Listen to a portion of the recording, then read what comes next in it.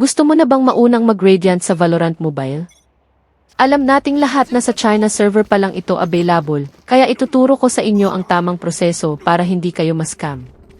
Step 1. I-download ang TapTap China version. Tandaan, iba ito sa global version na nasa Play Store. Pumunta sa official website ng TapTap at hanapin ang China Region Gear. Kung nahihirapan kayo, pwede rin ang 3,830 Popcorn App Store na sikat din sa pag-download ng mga Chinese beta games. I-search lang ang Valorant Mobile o Project C at I-click ang green download button. Step 2. Habang hinihintay matapos ang download, i-prepare na ang inyong access. Dahil under ng Tencent ang laro, kailangan nyo ng WeChat account o Jiggy account. Ito ang pinaka-importanting part. I-download ang WeChat sa Play Store, mag-sign up gamit ang inyong mobile number, at humanap ng kaibigan na may WeChat na para i-verify ang inyong ETH code. Kung wala kayong mahanap na mag-verify, subukan nyo ang mga community groups sa Facebook o Discord na nag-aalok ng tulong para sa WeChat verification. Step 3. Kapag installed na ang laro, buksan ito at piliin ang WeChat icon para sa login. Magre-redirect ito sa inyong WeChat app para sa authorization.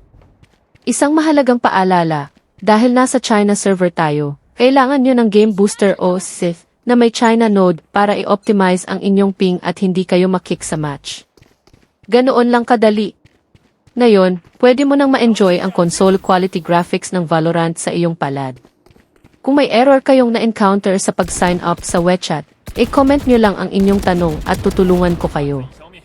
Huwag kalimutang i-like ang video na to at i-share sa inyong squad para sabay-sabay na kayong mag-grind sa Valorant Mobile. Good luck sa inyong mga placement matches, agents!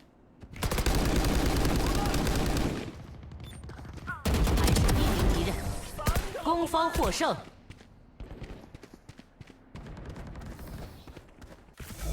他们还没放弃，这么硬。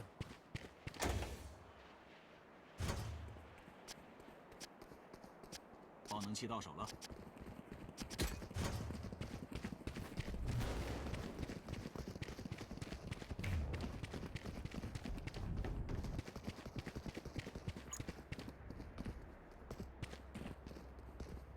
统统带走。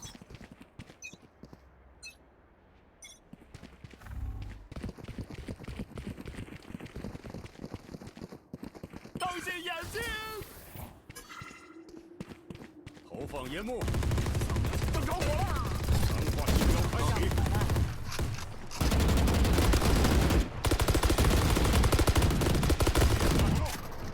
臭苍蝇！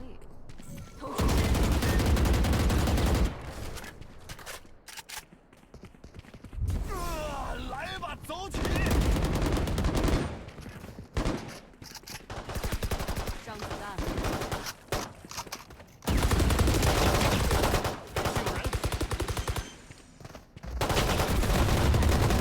爆能器已部署。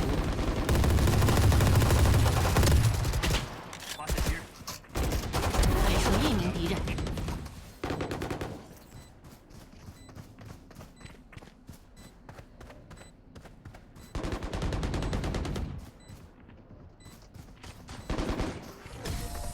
攻方获胜。上半场我方主将，我方防守。保持这股专注。